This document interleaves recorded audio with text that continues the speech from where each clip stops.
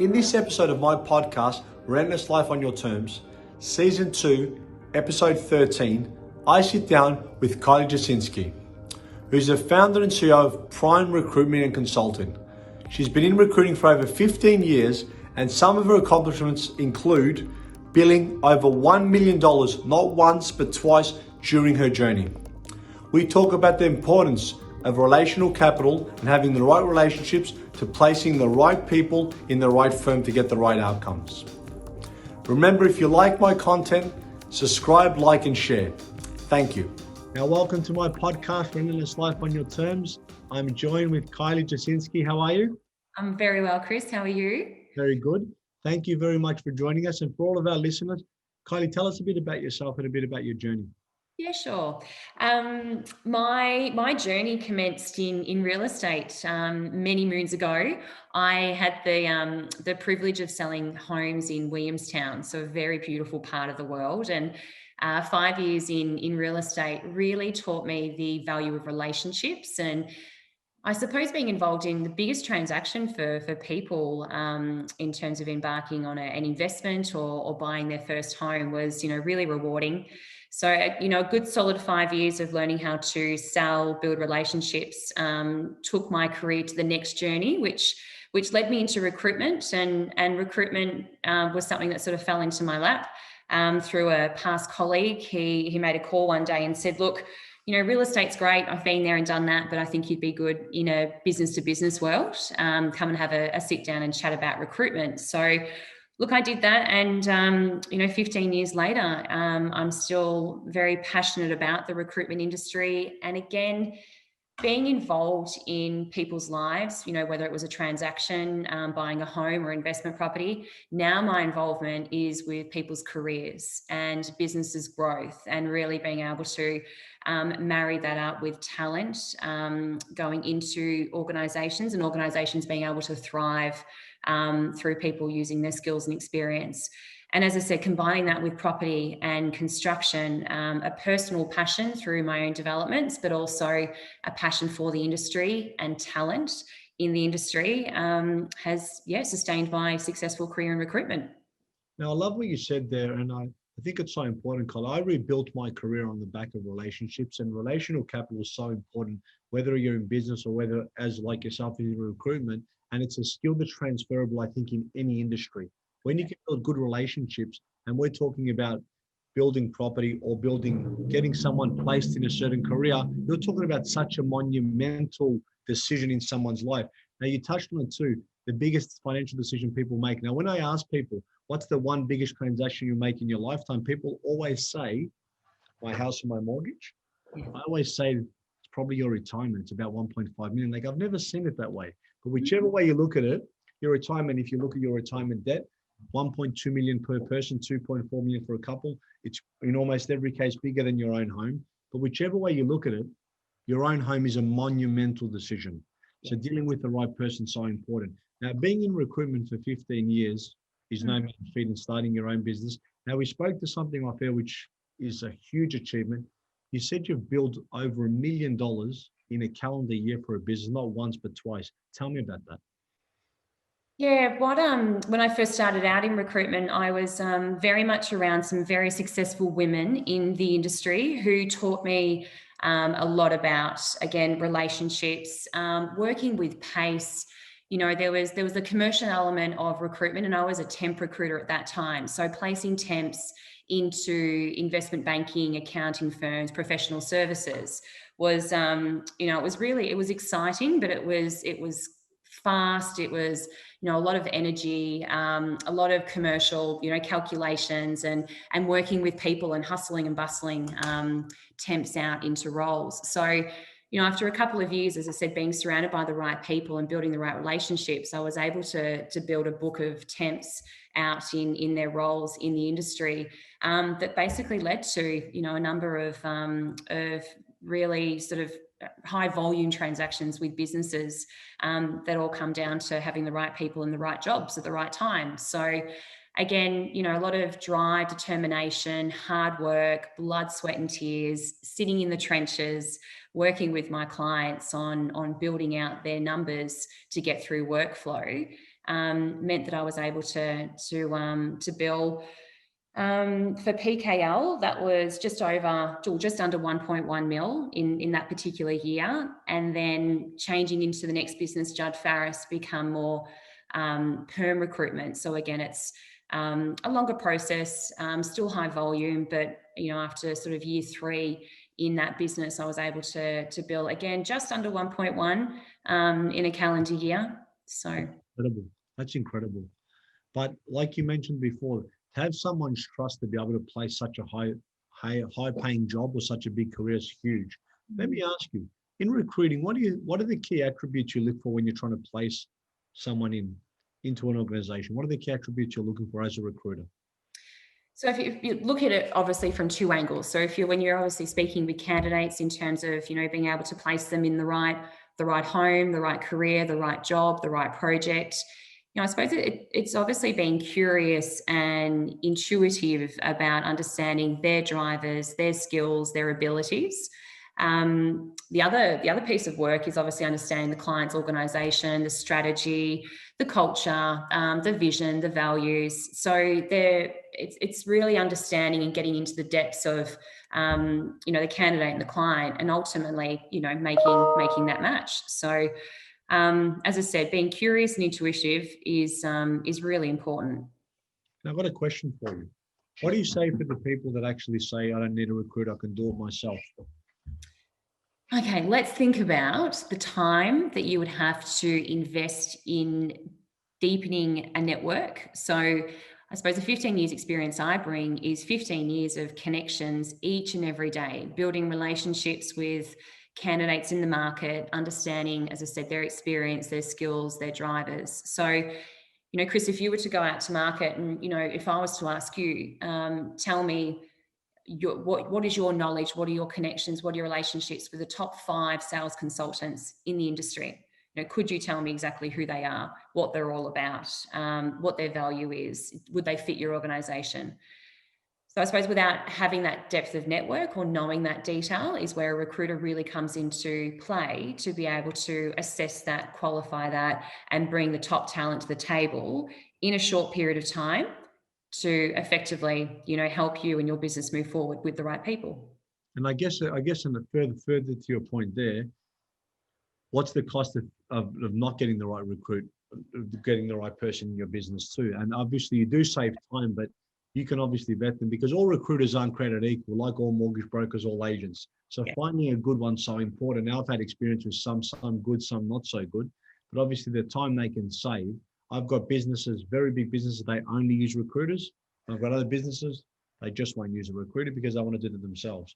Yeah.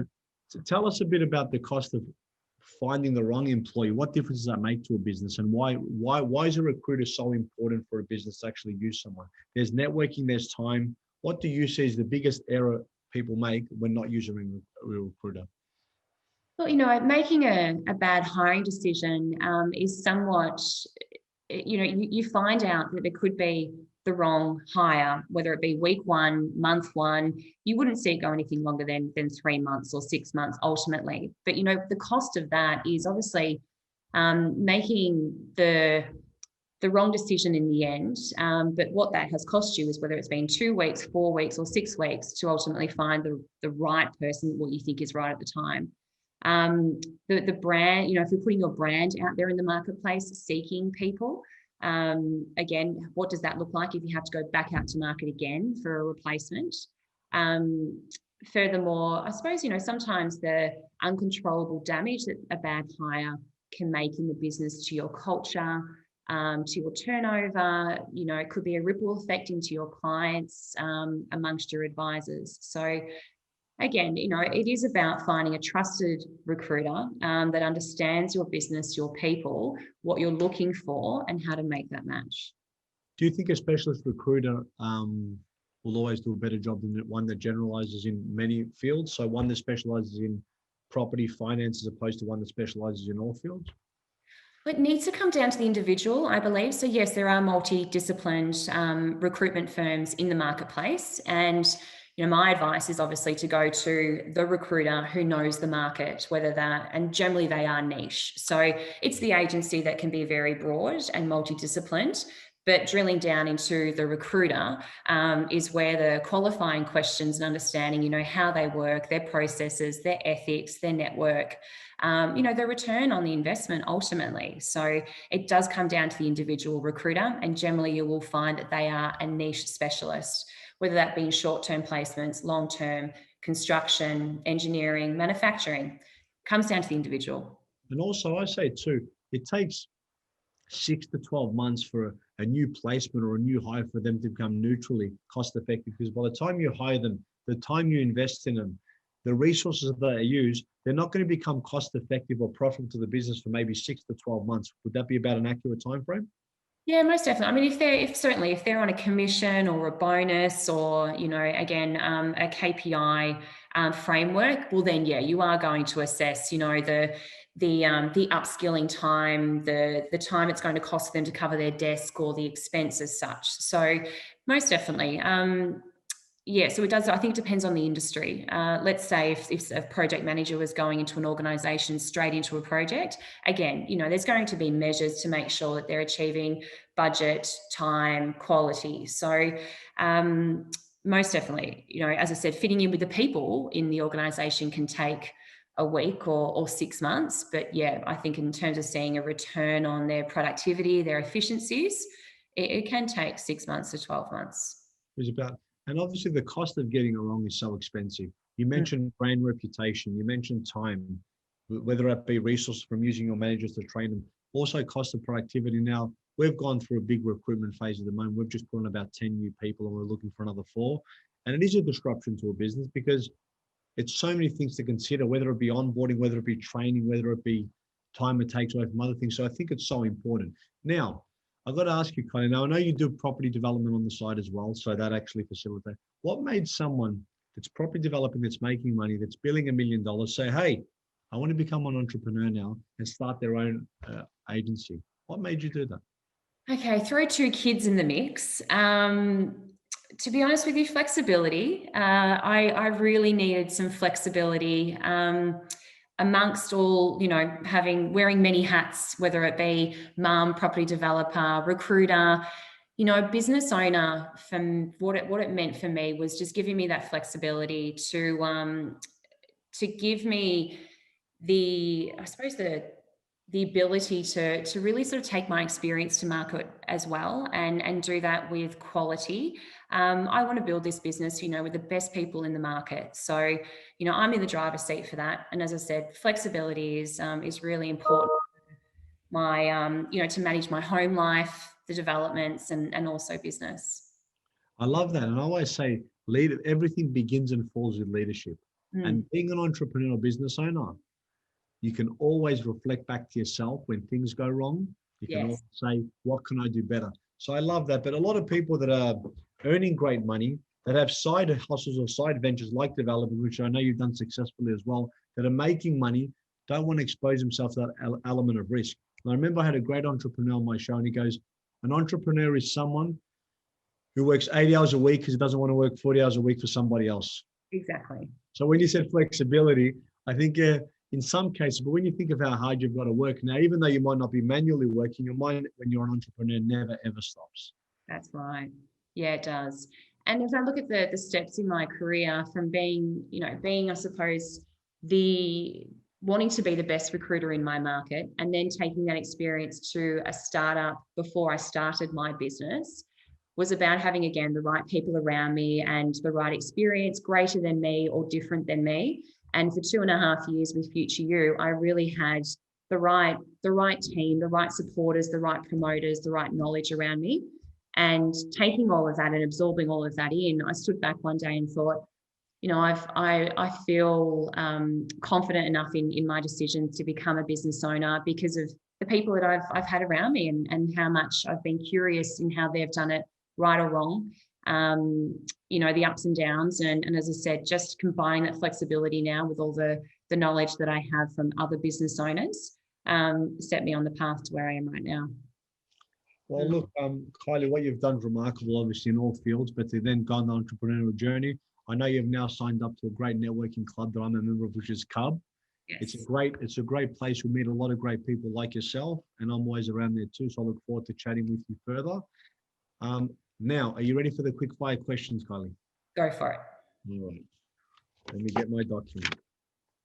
You can answer, you can say pass, whatever you like. All right. Yeah. Do you have any pets? 2 dogs, Dexter and Kobe. What's your favorite color? Blue. Such a common, my favorite color is blue, but everyone's saying blue now. I'm thinking, do I have to change my color now? 70% of people are saying blue. Do you know that every color means something? No, what's that? It's a healing color, actually.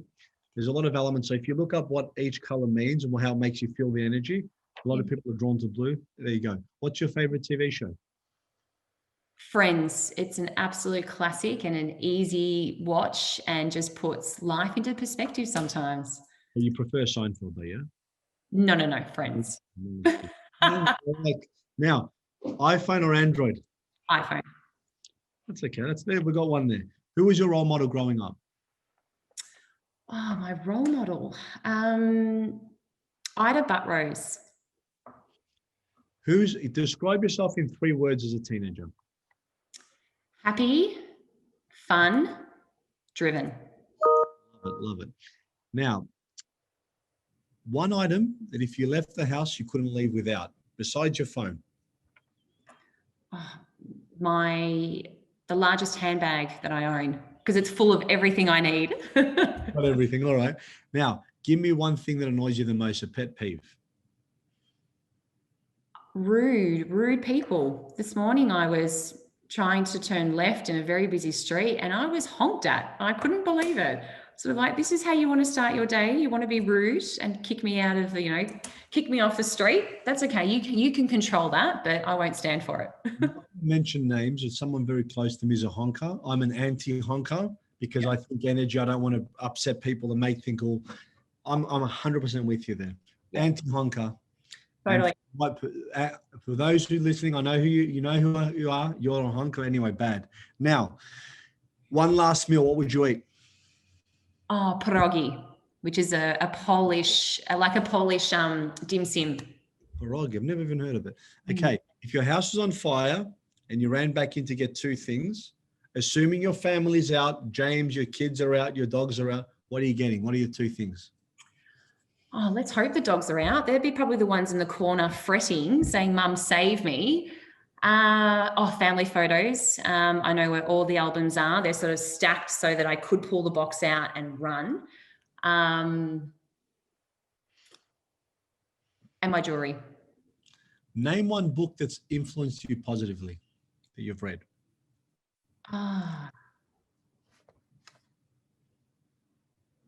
Pass. I'm reading one at the moment. I just can't remember the name of it. It's a good one. It's called Your Path to Wealth Brick by Brick. It's a very good one. I highly recommend it. Author Chris Christophe. Which you'll get a copy of for being on my show. Fantastic. Who would play you in a movie of your life? Okay, a movie of my life. Yep, story of your life. Which actress?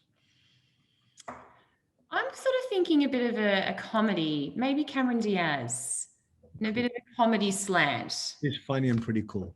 Yeah. Now, any tattoos? No. Best gift you've ever received? My children. Love it. If you had one superpower, what would it be? Superpower. Oh, I'm feeling maybe energy. How do we turn that superpower? So yeah, it's energy. I bring energy. I feel I wake up with energy and I feel I go to sleep with energy. So if I was to, I don't know, project energy onto other people, that would probably be my superpower. I want to share something with you. Will.i.am, energetic, and I saw a podcast on him, whatever, it's a documentary. And I said, where do you get your energy from? He goes, I don't get energy, I am energy. Yeah. That really resonated with me. And it's kind of what you said. He doesn't get it from anyone, because if you get it from someone, it means you can give it away. Or he said, I am that energy, which I love that. Right. Now, if you weren't working in recruiting or developing, what career would you be? What would you do? Put 2 and 2 together. I I would love to be on a construction site. Like, I'd love to be a project manager on a construction site with a builder. I could really see, I could just see myself Which is why you love development. those roles. And I'm just very, very passionate about, how people use their knowledge and abilities to build buildings. I always love architecture. It's always been something of mine. I'm in real estate, but I've always wanted to build and develop, because when I go overseas and I see the beautiful old buildings, I walk around London and I just go to my wife, I just could walk around all day and just look at these things. They're beautiful. Now, when you started your career, what was one of the hardest things that you learned?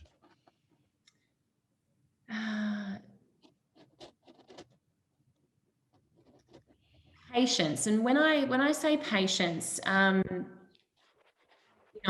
was quite patient when I was starting my career. I think because I would just, I've learned patience over time as well. So that's definitely one thing. And even through, the pandemic as we're experiencing at the moment, just sort of sitting back and having patience. Not everything can be in your control. You can have the measures to create control, but some things just aren't controllable. But if you have patience, you can reflect on how I can sort of steer around this, how I can get through this, how I can get over this. And I think it's been really key, and especially having children, you have to learn patience all over again. So it feels like I've had to, find my patience probably 3 times over in my career, in my life. I think that kids, or having 4 kids, being at homeschooling as well with my wife, I think patience was a key element that this has taught us. Although I don't have it all the time, I know it's getting better, and it's very hard to say that. Now, you've given some great tips for people that are looking at recruiting or in business in general. If you had someone take away 2-3 key points, Kylie, that you've shared through this podcast, what would they be for our listeners? What would 2-3 key points be? Look, relationships, it's extremely important. And, the value in relationships, it's everything that I live for in my business, in my life. It helps with communication. It helps with friendships. It helps with your business from a branding, repeat business, from alliances. It's, as I said, relationships I feel are the strength, the investment into relationships, especially now going through these times, and for anyone to position themselves in the best light for job success, career success, comes down to your relationships. So, from a networking point of view, helping, supporting, just really leaning on your relationships is probably, I know that's one thing, but I've probably added a few things to that's important. And it's a law of reciprocity too. If you give without expecting return, when you ask someone for something because you need something, they're more likely to reciprocate that favor as well. And it's always nice having good relationships, whether it be interpersonal at home, whether it be work, whether it be placing people. It's always nicer to do that. And I got that a lot from your interview with energies and stuff like that. On a scale of 1 to 10, how much have you enjoyed this podcast? 10 out of 10. It's been great. Kylie, thank you very much for being on our podcast. The listeners definitely got a lot from it. I've enjoyed our time together and I've learned a lot. Thank you. Thank you. So have I. Appreciate it, Chris. Thank you.